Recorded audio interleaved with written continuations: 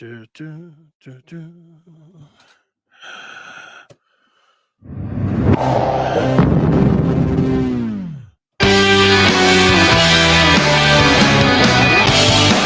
Good evening, everybody. Just a half hour left in this Friday. We'll be on to some college football. Dennis Fithian with you here on the Michigan Basketball Postgame Live. And just game number 2 of the college basketball season, but a pretty eventful one for the Wolverines. It was the Battle of Washtenaw County, and Michigan prevails 88-83 down at the Little Caesars Arena. We're ready to talk about this one with you. If you're out there, you want to get your thoughts in, go ahead and you're watching this live.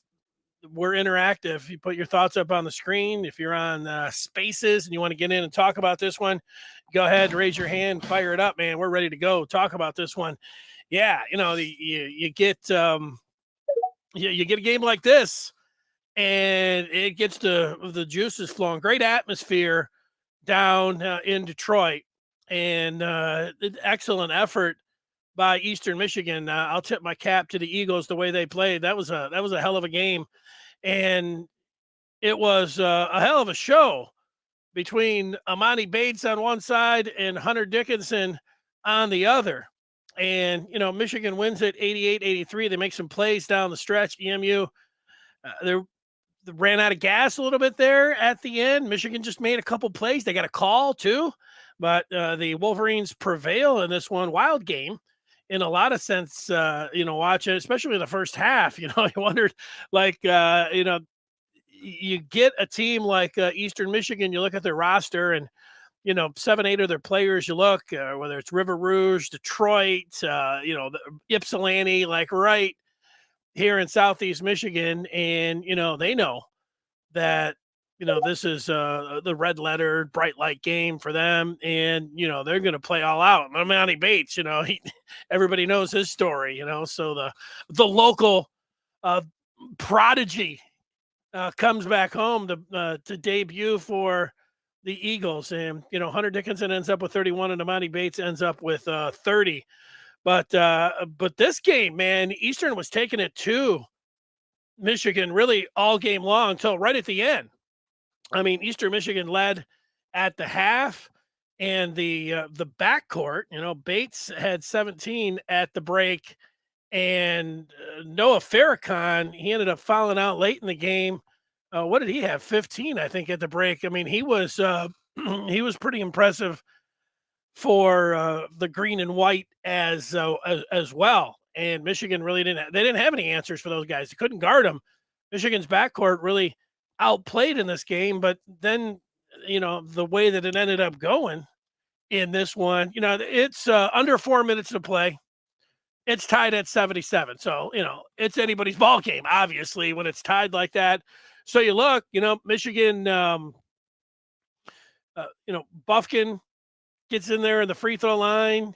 You get what it came down to is Llewellyn ended up coming up, didn't have his greatest game, and I'm reminded of, Devontae Jones. And, he ended up looking at Llewellyn here, 8 of 12 from the free throw line and 12 points. And maybe you look at that and you'd say, well, he had a pretty good game. But for the majority of the game, he did not. It looked like, it's tough, to come in and run a team when you're a transfer point guard, a little bit of a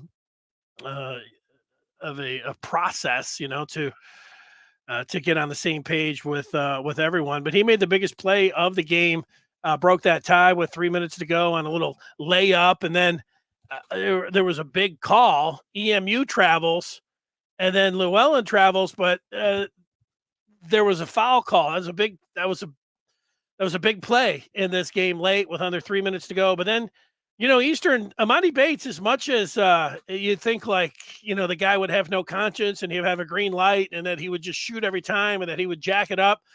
I think late, if, you're on the Eastern side, you're thinking, hey, maybe you wanted him to shoot a little bit more even. He looked like he passed up a few shots, but Hunter Dickinson came up with a big offensive rebound to put Michigan up by 5 late. And then, a turnover there. And, Llewellyn made some from some free throws at the end, and Michigan survives this game. Now, what's it mean in the big picture? I would say that it's just the second game of the year. Michigan's got a lot to work on. Like, this is not a team that you look at and say, "Oh yeah, they're one of the best teams in the Big Ten." But getting a win like this in an environment like that, and that this is going to be a nice experience for them, and it's not like they're just going to be sitting back in any games that they have moving forward where they can just sit back and say, let's be on cruise control no matter who they're playing. They got a lot to work on defensively and offensively. Like they couldn't guard EMU's backcourt. I mean, that's Michigan's athletic enough, their guards, but I mean, like a lot of that you say, when you're talking about defense, if you're athletic enough, it's going to come down to a want to or a desire. And man, Bates he's a hell of a player. I mean, you look at the defense on him and Farrakhan, man, the kid is, as fast as all get out. But, Michigan's going to have to work defensively with their backcourt, and they've got a ways to go because if you think like that could be an issue, and then offensively, like they have Hunter Dickinson. If they didn't have Hunter Dickinson, of course they're not going to win this game. And they after the at halftime when they went in there, it was strange in the first half. Like Dickinson wasn't out there, and I had to check oh, he must have 2 fouls. Well, he didn't have any fouls, so then I'm thinking maybe he's hurt. It'll be interesting to see what Juwan Howard has to say after the game about maybe saving him up for the set, whatever, resting him, trying to see what other guys were going to do or whatever. But it was a weird game because you had this raucous atmosphere at the Little Caesars Arena, and Eastern's playing with their hair on fire and coming out like it's a tournament game, and or they had to win this one to make a statement. And, these teams are just running up and down. It was like, an AAU game in some respects, guys just bringing it up half court, making a move and firing. And when you get a guy like Bates, Bates had at one point, a sequence where he had he made a shot, and then he had a fadeaway on the baseline, and then he had a 3-pointer, then he had a follow-up jam, then he had a tack, and it was like, wow, man, this guy is he is quite the player, and he's a shot maker. There's no doubt about that. All right, I've talked about it, and we'll put some of the numbers up there, but we have a lot of people that are coming in and making some points, and I see some good ones here, and the free throws are a point of contention. Michigan, let's see what they were. 25 of 40 from the charity stripe. That's 62.5%. Yeah, you're going to want to do better than that. And they did make some down the stretch that were key. Let's look. Llewellyn hit some with under a minute to go. It's a 3-point game. Let's say it's 83-80 with 127 to go. And Terrence Williams missed the 3. Michigan got a tie up. I mean, it's just a 3-point, so a 1-possession game. Terrence Williams was the 3. Eastern comes down. They get a tie up under the basket there, and then Llewellyn gets fouled, and he makes both of those free throws to make it a 5-point game with under a minute. So, yeah, you want to make them, but you really want to make them when they count. And there were no bigger free throws than those from Llewellyn. Sure, free throws were huge. I mean, free throws, missed opportunities were huge, but then they're going to obviously want to do better. Malachi pointing that out as well. Andre saying it was a good win. Dickinson was dominant. As someone who has never known about Amani Bates until today, all I can say is, wow. JC, looks like we can win only one first round of the tournament at this point. We need better defense. Hey, 2 games in, talking about being one and done. I hear what you're saying. If you're looking at that, it's not like you're coming away. It was a nice win, but there's a lot of things you look at and you say, wow, man, they got a long way to go. And there is a long way to go. They got a long way to go. There is a long way to go for Michigan. But I think everybody, uh, here's what you're saying. Andre's saying the guards need to develop their identity with this offense. Collectively, the defense needs to improve on the perimeter. Yeah, I'm right with you on that. Michigan defensively, everywhere out there, they're going to have to get better. And you're looking at the lineups, and after Hunter Dickinson, you say, well, what do they have? Well, they have Jet Howard, and Jet Howard didn't have a great game. It was just his second game. He ends up with 9 points, but Eastern did a good job. They had a good game plan because they were like, they're going to do everything they can to, like every team, it starts with trying to slow down Hunter Dickinson. But then after that, they're like, we're going to deal with Jet Howard. They were leaving Terrence Williams. They were leaving guys and saying, hey, if you're going to beat us from downtown, go ahead. And Michigan really wasn't able to do that. And, you're going to have to step up and knock down some threes if guys are leaving you wide open there. That's going to be an issue all year long. But really the backcourt, Buffkin and Llewellyn, let's see how they are going to be able to develop. Doug McDaniel, the true freshman, he looked like he was in over his head.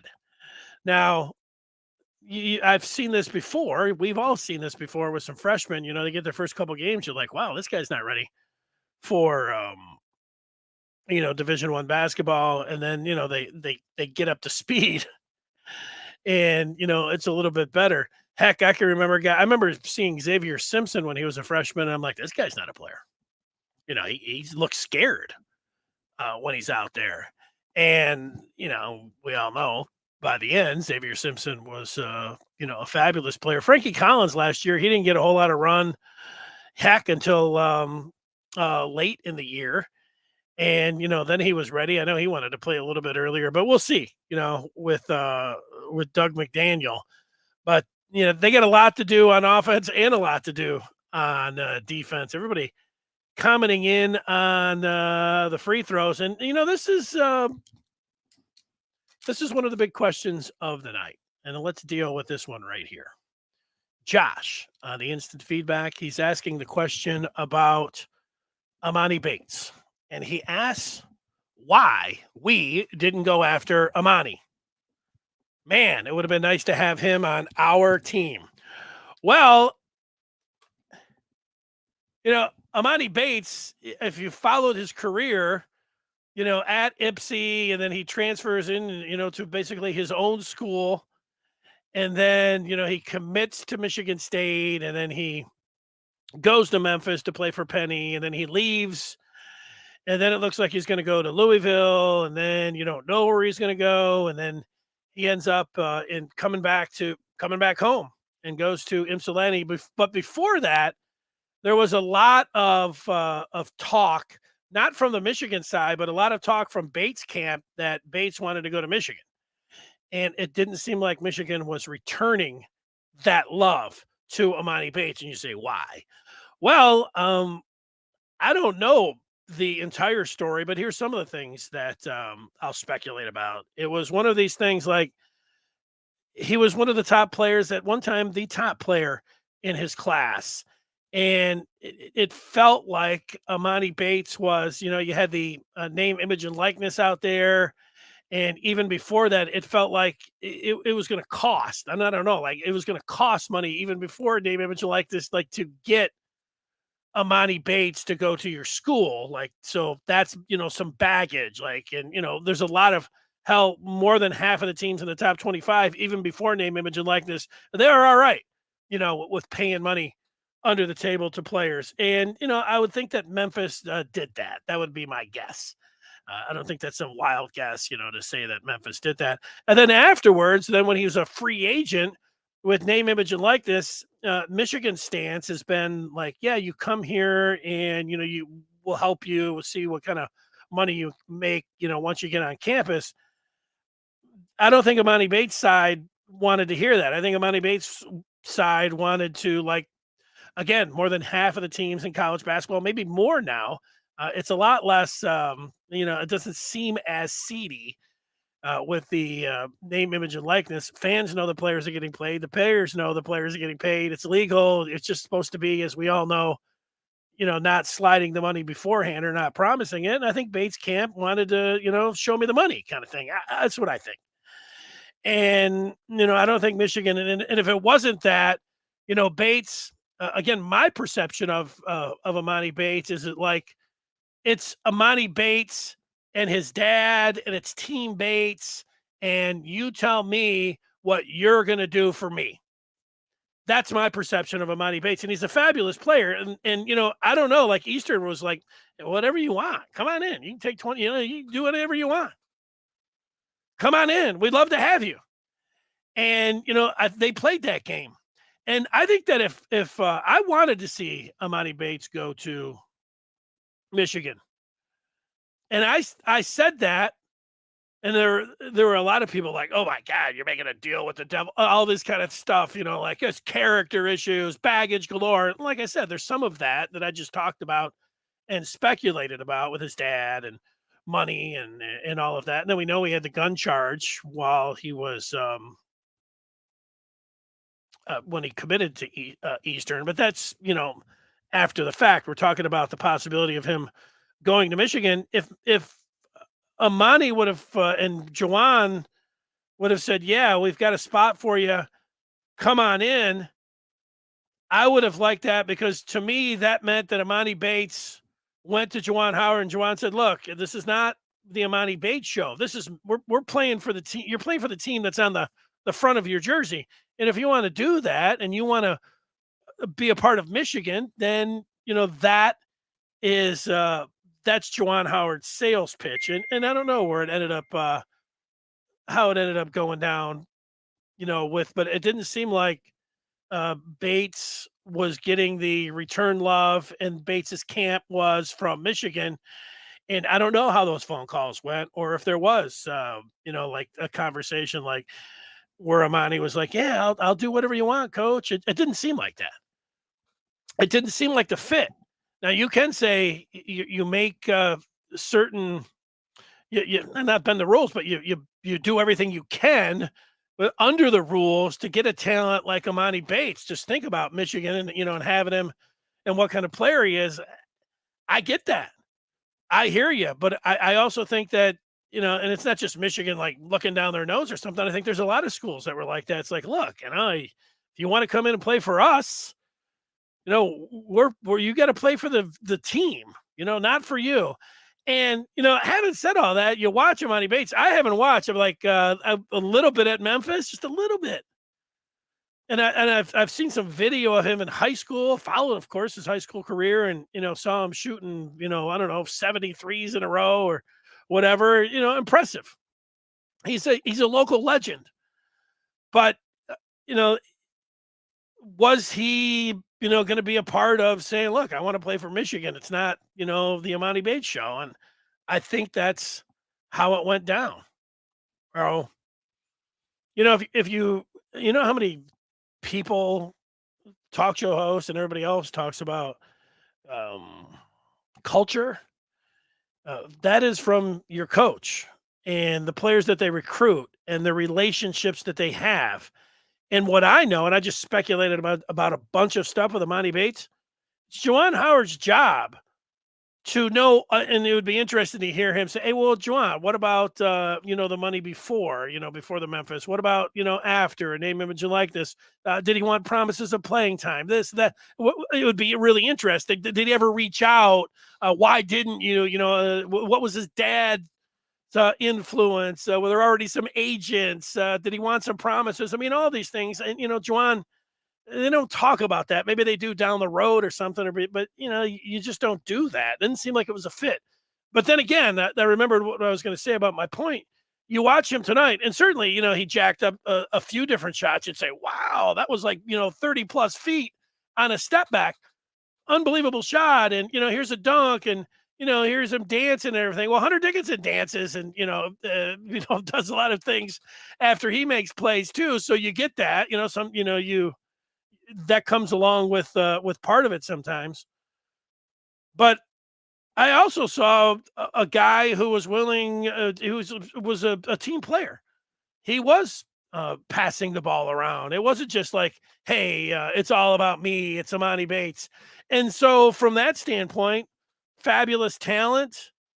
Look, there's a lot of things like I said, he commits to Eastern Michigan, and then next thing you know, the first day, that the rosters came out. I'm like, well, let's see what they list Amani Bates at. Is like his name's not on the roster. It's like, why isn't his name on the roster? I mean, this is like one of the biggest recruits, if not the biggest recruit that Eastern's ever got. And it's like, well, where's his name on the roster? And Eastern's like, they didn't put it out for like a week. Well, what was going on there? Well, then there's, then you had the gun deal where, let's say it, he's lucky that, he was even able to play. And then, they had 2 exhibition games, but in one of them he didn't play. And it's like, I don't know, you're kind of, what are you dealing with? What do you got there with Amani Bates? So, I mean, that's it. I hear what you're saying, and it would have been interesting, but I got to, at some point where they say, and this is not all just like being an Uber fan and saying, I just trust whatever the coaches want to do. It's not even that. It's Juwan Howard's program. We do know that there's all of this stuff surrounding him, and you do have to accept that if a coach, even if it looked like the kid wanted to come here and he didn't want him, that there's a reason for that. Because it sure looked like Juwan Howard could have had Amani Bates. But if you know the whole story, you might be like, yeah, well, Michigan, it just wasn't a culture fit. You might not like to hear that. I don't like really saying it after watching him tonight. But, that's it. I think that's where we're at with it. All right. Josh, that was a big part of what we're talking about here. JC saying they're going to be okay. It's only the second game. Concerned, though, it seemed that Coach Juwan has switched up his style of coaching. That doesn't seem effective as when he first came. Defense usually way better immediately.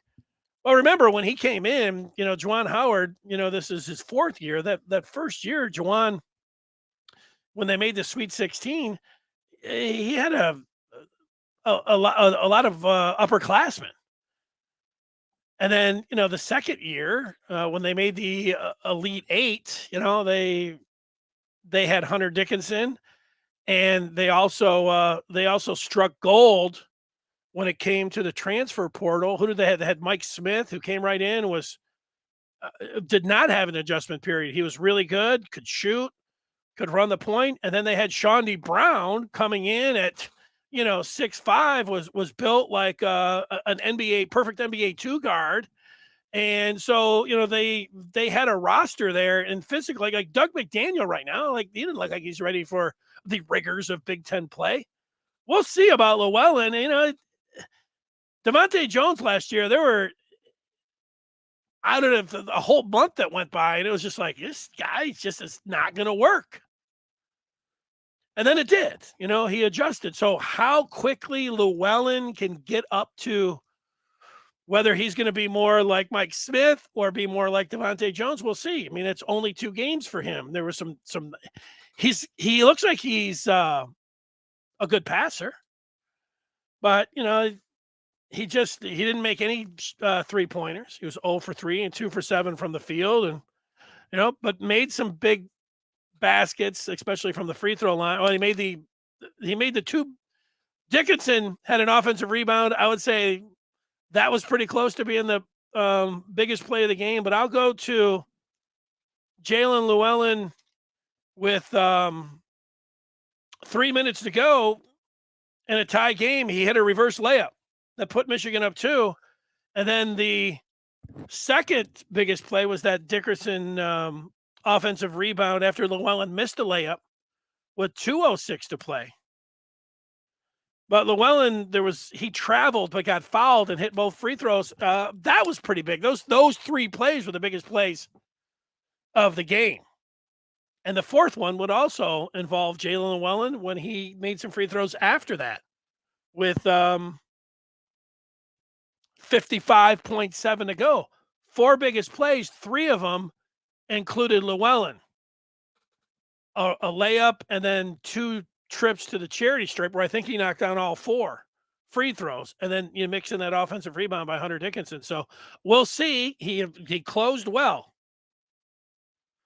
Buffkin last year, he was mostly underwhelming, and then late against Ohio State, Michigan had to have that game. And I don't think Dickinson played in that game. And then Devontae Jones got banged up. Buffkin went in for a possession for him, ended up hitting this big three, biggest three of the season, and it came from Kobe Buffkin. There was a lot of talk from insiders, and here we are in the Maize and Blue review talking about, hey, Buffkin's put on a little size. The coaches were talking about him, defending better, and he's got some work to do. And you want everybody to be a star when they're a freshman, and then certainly when they come back as sophomores, you want to see improvement. And we're 2 games in, and you want to see a little bit more from Buffkin. I don't know, man. I think everywhere in the end, you're like, hey, it was nice that they got a win. It was a great atmosphere. It was a very entertaining game. Michigan's got a hell of a lot of work to do. The coach has got a lot to do. How they're trying to work it on offense, they got a hell of a lot to do on defense. A lot of work to do for this team. But the good news is they got the W, and that's not all that matters, because you got to look at them and and what it means. We're going to end up, how quickly they can get up to speed, and if they're going to be better than they were tonight. Count 22 saying, yeah, time will tell. Let me read the rest of these feedbacks and see if anybody's jumping in on the spaces. You can always do that. Go ahead and hit your microphone if you want to get in there. Hey, just listen to me.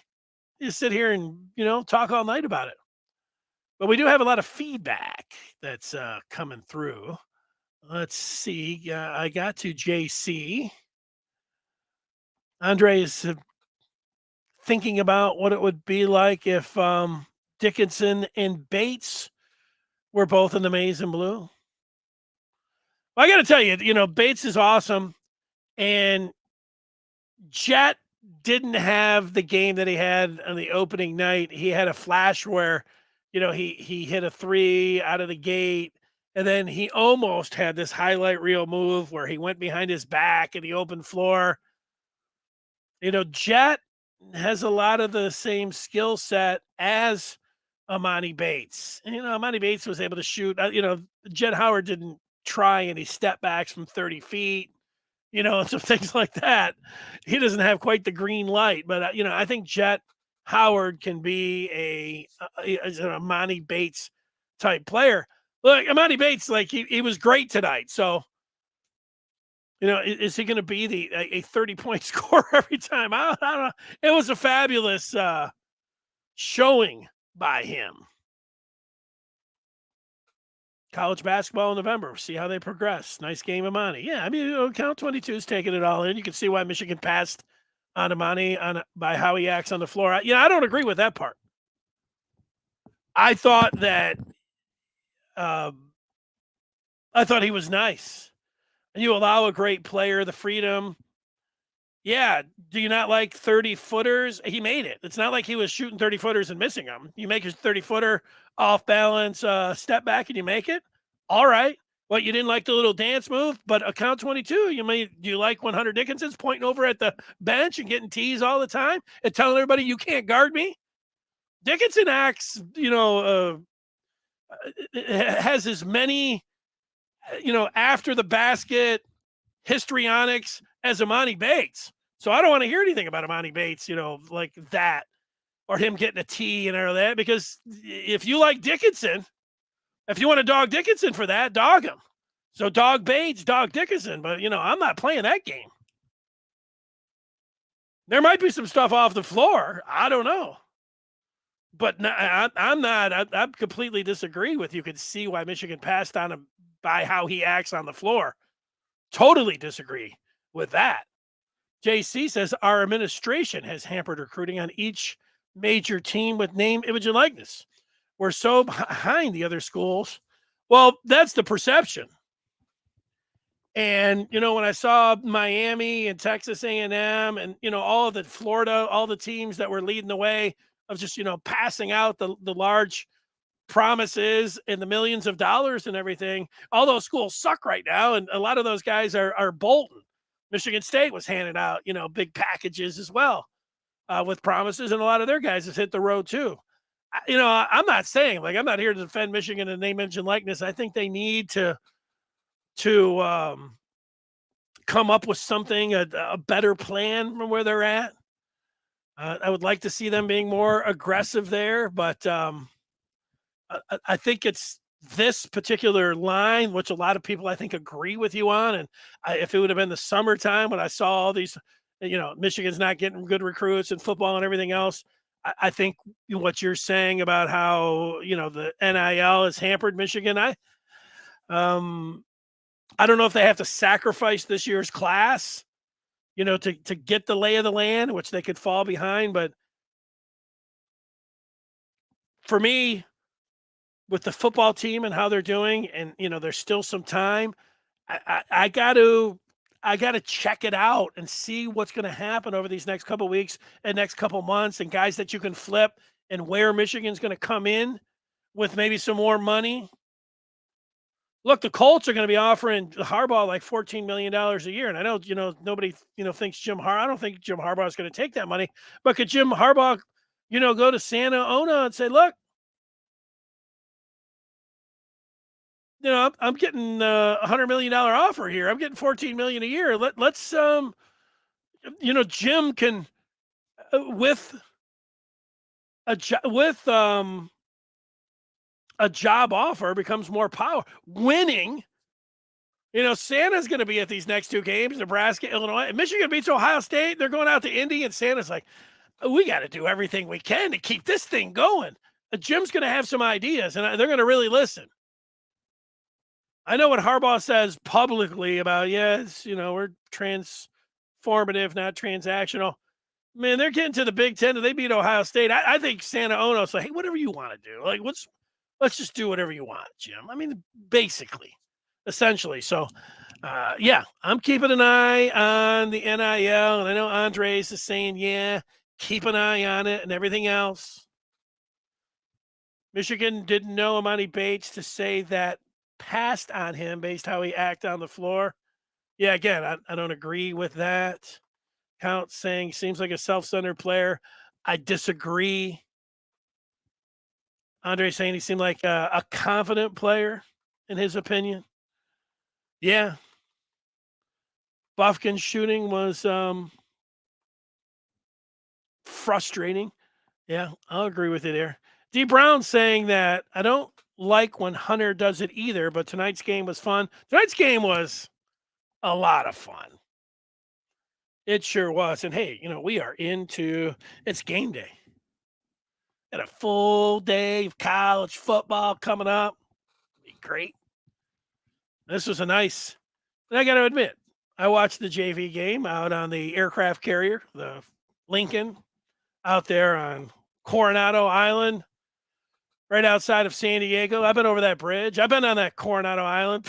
That place is nice. You ever want to go anywhere to say, man, I don't know where to go in the country, just to be beautiful, great place. Go to Coronado.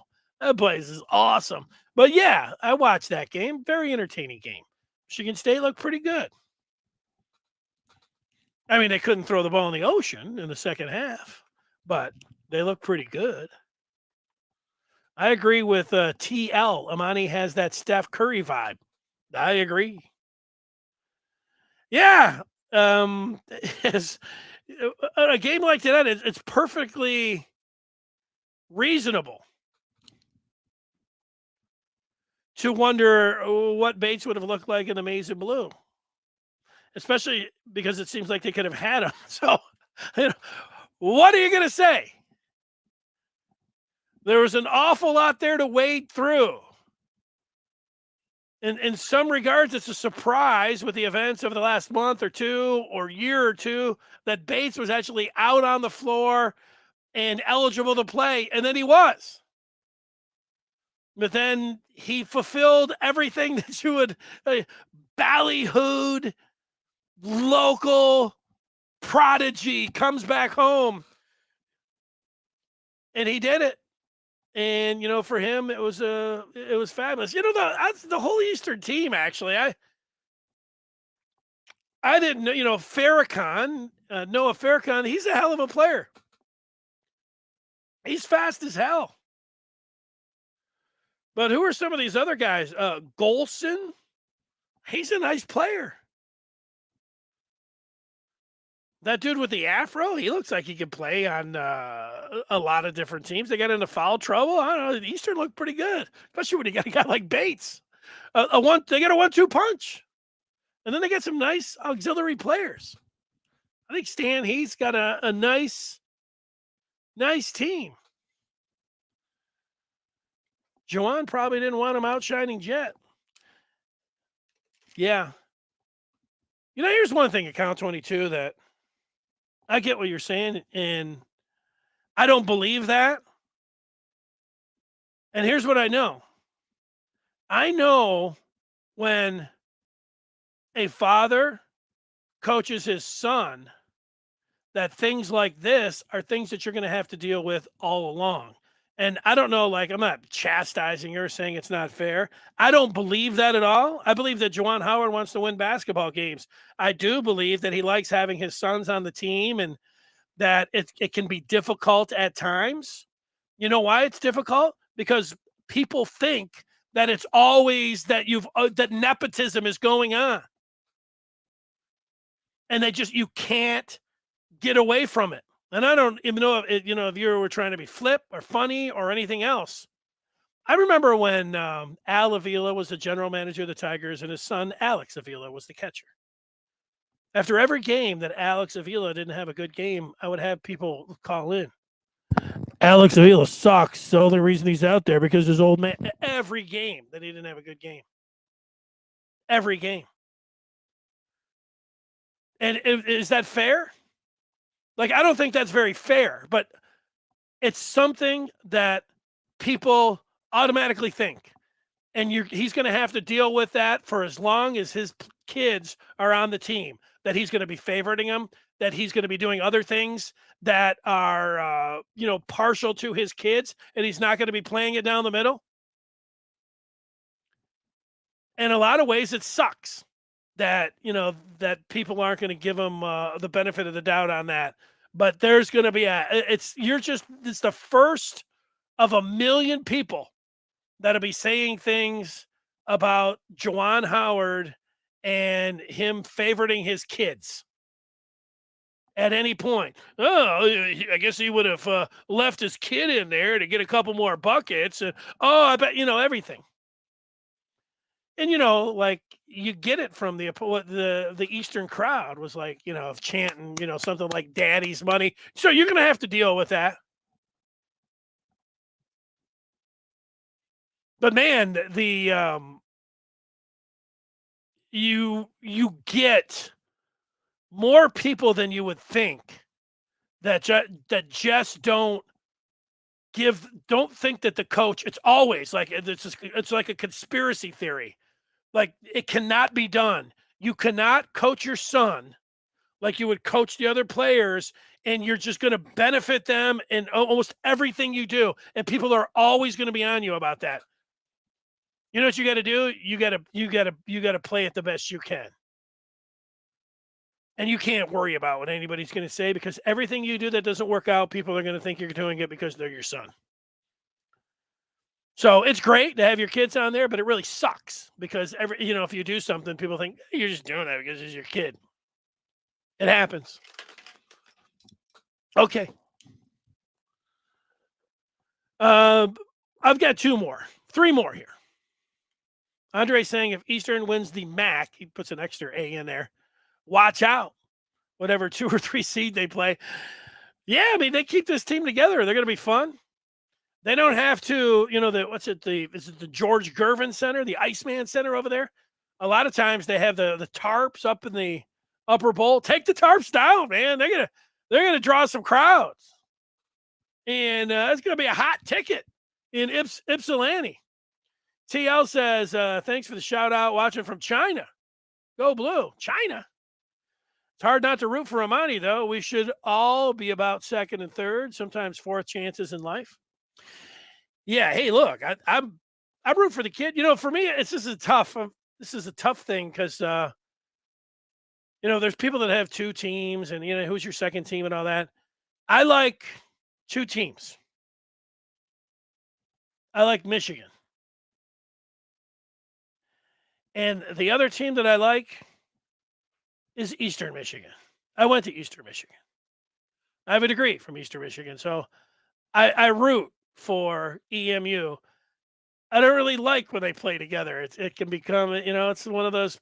I'll get some people, that'll be like, "Well, who are you rooting for? How'd you think it went down?" All those kind of things, and it doesn't happen very often, so I don't have to worry about it. But those are the two teams. So I will root for Eastern Michigan, and Stan Heath, his first year, guy that went to an Eastern product, CC. I like Heath. And so, I'll be rooting for the Eagles the rest of the way, and for Michigan, we'll see where they're able to go here. But yeah, there you go. You're right. You get second and third chances. Look, whatever you can do. I don't know about the gun charge. He said that he borrowed his friend's car. There was a gun in it. That's what he said.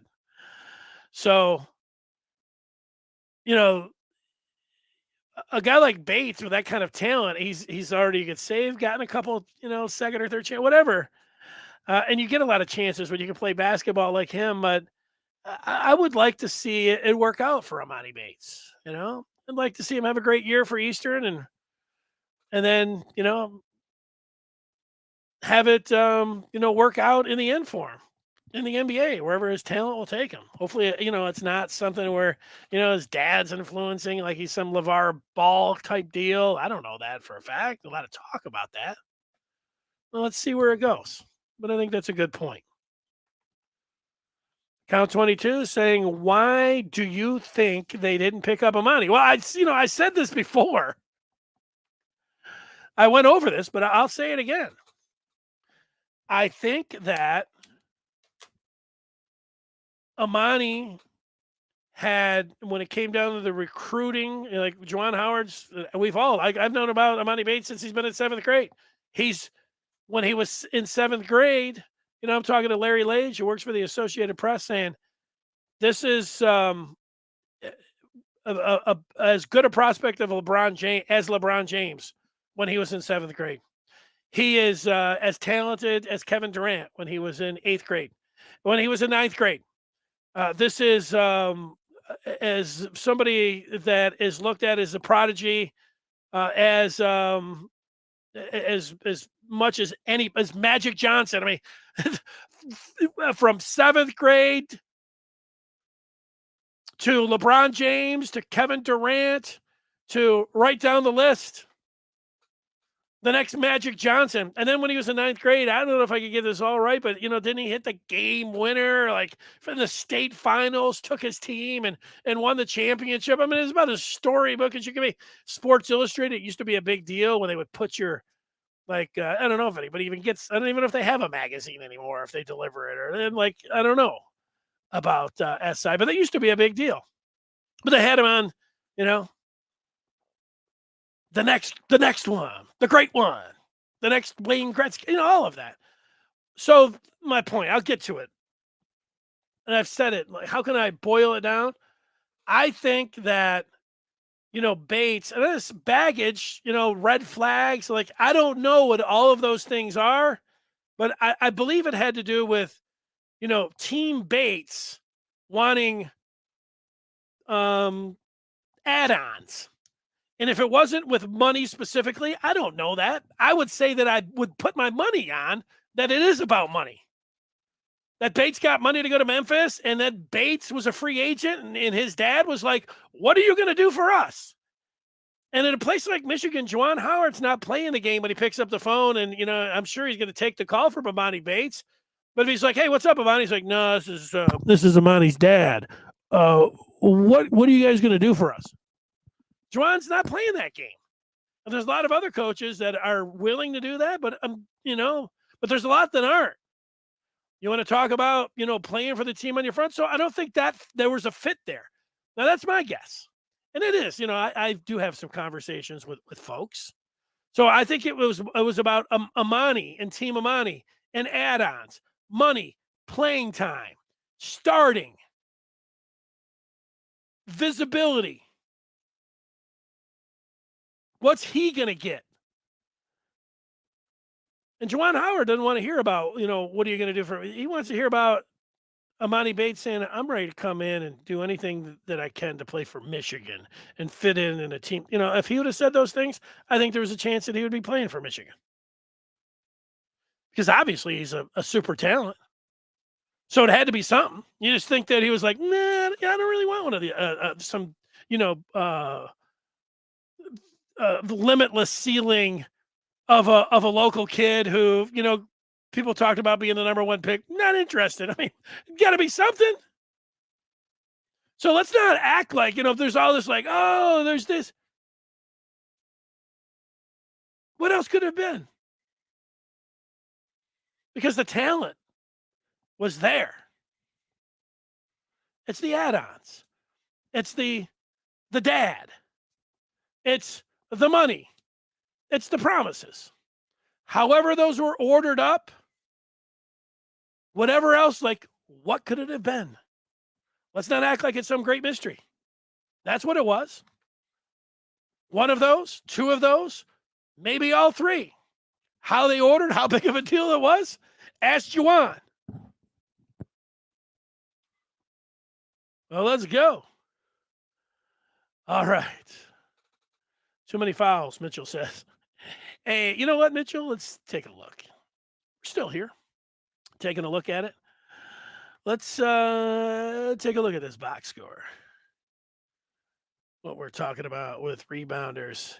There's Amani Bates, 12 of 19 from the floor, 3 of 6 from downtown, hit 3 of 5 free throws. So what did he end up? 30 points, 5 boards, no assists, no steals, 3 turnovers.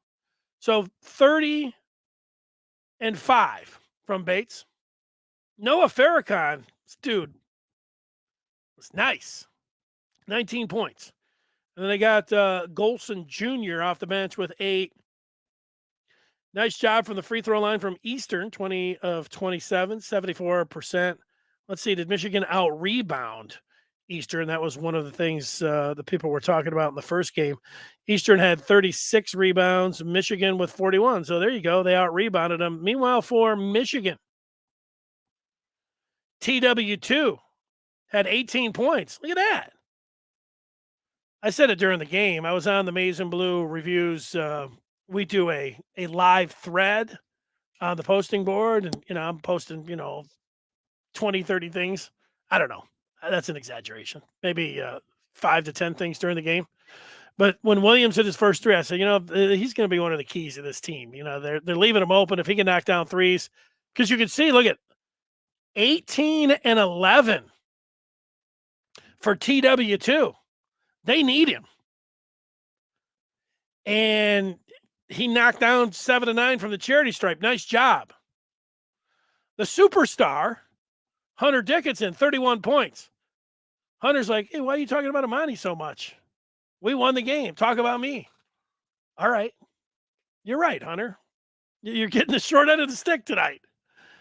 If it wasn't for Hunter Dickinson, Michigan would have lost this game by double figures. Meanwhile, they won 31-7 for Hunter Dickinson, who also knocks down 5 of 6 from the charity stripe. Great game. He's our star of the game, Hunter Dickinson. I'll give Terrence Williams star number 2, and I'm going to give star number 3 to Jalen Llewellyn. I could make a case for him being the number 1 star, but I'm going to give him the number 3 star because, and it is how you finish. And in the last 2-3 minutes, he made the plays. If he didn't, maybe Michigan doesn't win this game. But he lands in, he gets a 3rd star. Jet had 9. Kobe Buffkin had 9. But they're going to need some better play from both of those guys. And we've already talked about Llewellyn. Kind of surprised to see that he only had 3 assists. The bench for Michigan. Terrace Reed Jr. had 4 points. He is built He's a man-child as a freshman, Reed Jr. Like 6'10" out of St. Louis, Missouri. He reminds me a little bit of Joel Embiid, just how he's built. And so I said that the first game, and then just talking about his build. And then he goes out, they throw him they throw him a mid-post feed in the first half. He turns around, faces, and dunks it. That was Joel Embiid. We'll see if he's able to continue on that, but that was one nice move. Didn't get a lot of time. Doug McDaniel, we'll see where that goes. Isaiah Barnes came in for a minute and checked Bates and looked like he was on him pretty good, but Bates just knocked one down in his face. I think Jace Howard should play more. I know, Count 22 will say, hey, he's playing his older son too much just because he's favoriting him because he's his son. But I think I like what he does when he's out there. Plays good defense. He flashed one time and made a pretty nice move.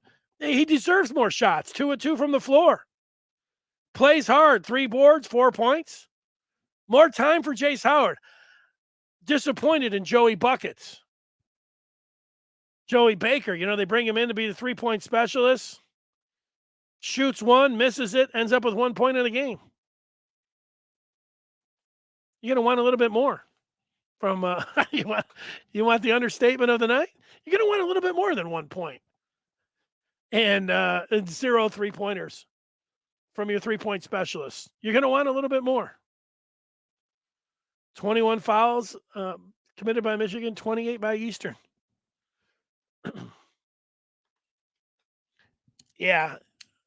There's not a game that goes by that I've done a lot of different, post games.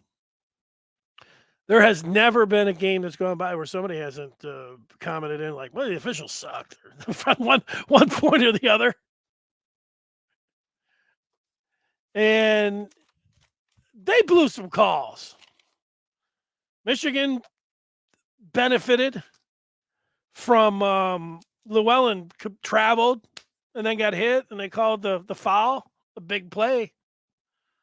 One of the top 4 biggest plays of the game. If you're an Easter fan, you're like, Eastern had a couple turnovers. Eastern was in a good position. Like, they played their ass off. But Michigan, if you're going to upset, the crazy part, Michigan was over a 20-point favorite in this game. That was pretty obvious for the first 5 minutes of halftime, 10 minutes to go, 5 minutes to go. It's like, well, these are not 20-point better than Eastern.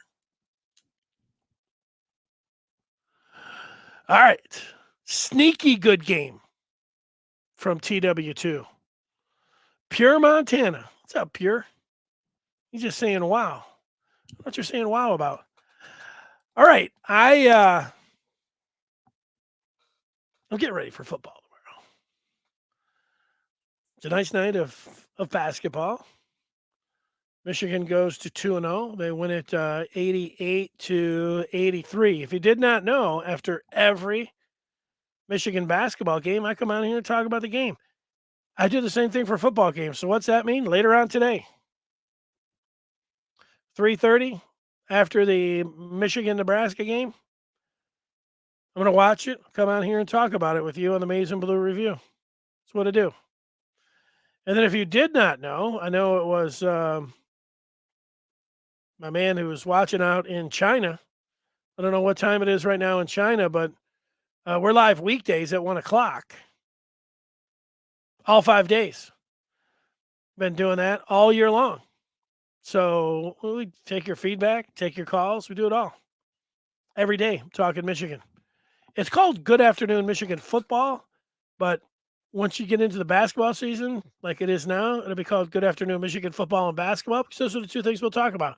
And then when the football team gets done, hopefully after the national championship game this year, it'll be called, Good Afternoon Michigan Basketball. Little inside. You see how the sausage is made. Am I just playing around now? I am. I start looking up and I think, hey, why not just take it for an hour? Do I think Michigan's, some hot takes? You want some, you do overreaction?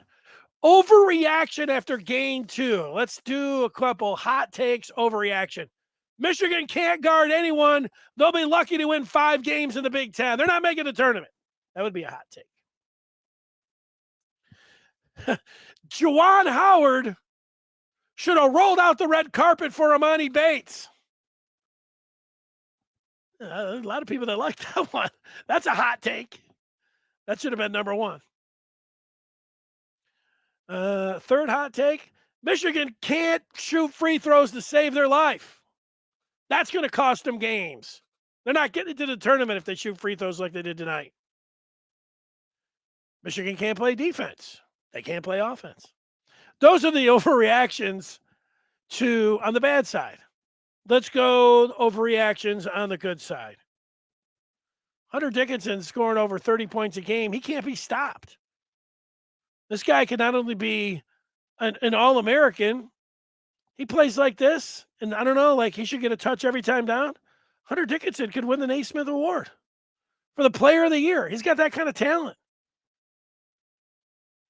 You know, I like him when he just has the ball down low. He didn't shoot any threes tonight. And we know he stepped out to the free throw line and knocked one down, but he was get him the ball down to the post, and that was the game. Get him a touch every time down. Jet Howard is better than Amani Bates. He's Michigan's version of Amani Bates. Again, hot take. Overreaction Saturday after game 2. Terrace Reed is a little Joel Embiid. I've been playing that one for 2 games right now. He looks like him. Body style in game 1, and then he had a move. Joel Embiid light tonight. Anybody else got any overreaction takes here?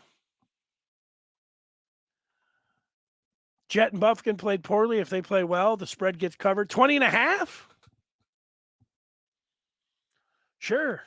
That's a hot take. The count 22. There you go. I see where you're coming in. I'm like, I don't know.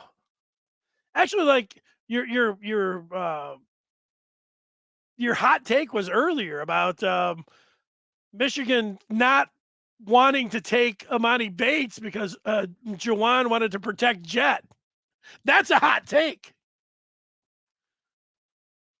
USC has the only fight song that can compare to the victors. Hot take. Yeah, it's a good one. I remember going out to the Rose Bowl in 2004, and you hear that thing over and over again. It's like, it's a good song. Then they go out there on the white horse, and I don't know, did they throw us? I don't know. They go on, I don't know if they have the horse. Take that out. I'm with you on the fight song, though. All right, everybody have. Now it's just it's silly time now. Okay. Thanks for watching. If you didn't know, the podcasts are always up. So if you miss a game, check out the podcast. And the same thing with the VCast, the video part. That's on YouTube. So if you don't catch the post game, you can always catch it the next day, the next morning, anytime. And, you subscribe, you comment. We appreciate all of that. You can subscribe to the Amazing Blue Review, MichiganRivals.com. You're an Uber Michigan fan? You should do it. Josh Henschke, Brandon Justice, the rest of the team, these guys tirelessly, that's all they do, all day, all night. Working the phones, working the angles. What's going on with Michigan? And, they're giving you all the news. You've already know all the news that's going to be happening. 3:30, they're going to be like, this guy's not playing, this guy is. This is who the recruits, and, they've all have had this all sorted out earlier in the week. So you want to know things like that? If you know somebody that's an Uber Michigan fan in your life, send them the subscription to Amazing Blue Review. They'll thank you. You'll be like, this is the greatest. The tie that you're thinking about giving me, or another sleeve of golf balls, fine. You buy me a driver. How about buying me the Amazing Blue Review? You're in. Good point, Andres. R.I.P. Nebraska. Hot take, I missed the trough at the stadium. Well, I got to admit, being able to, it's a pretty interesting. You're going down those steps and the long hallway and everything else in the bathrooms. It's a pretty easy in and out, though. I mean, like if they're, it's more convenient now. I go back to Tiger Stadium. Joe Louis Arena had some troughs there at the end, and those are fine. But what they have now, it seems better. That came out. That's a hot take. You said it was a hot take. Let's see. You want some Michigan football stadium hot takes? Let's see. I liked it when they didn't have before they had the suites, because the stadium you'd pull up and it was like, wow, this is the biggest stadium. It doesn't look like anything. And then on the Friday night you could jump over the fence and go run down on the field. Hot take. That was kind of lame. I liked it when they had AstroTurf. No, nobody liked that. That'd be a hot take. If Denard Robinson was the quarterback on this team, they would win it all. Can you imagine him running RPOs? No, that's not going either. I like JJ. Some other hot takes. That might be good. Michigan will. Here's a hot take for you. Michigan will lead the game. Will be up 7-3. That's my prediction at the half, and then they'll win 50-3. Their second half adjustments. Does MBR have swag, T-shirts, and hoodies? They do, TC. Let me ask Henschke, and Monday I'll see what I can do with that. You know what I'm talking about? I'll talk to you after the game coming up.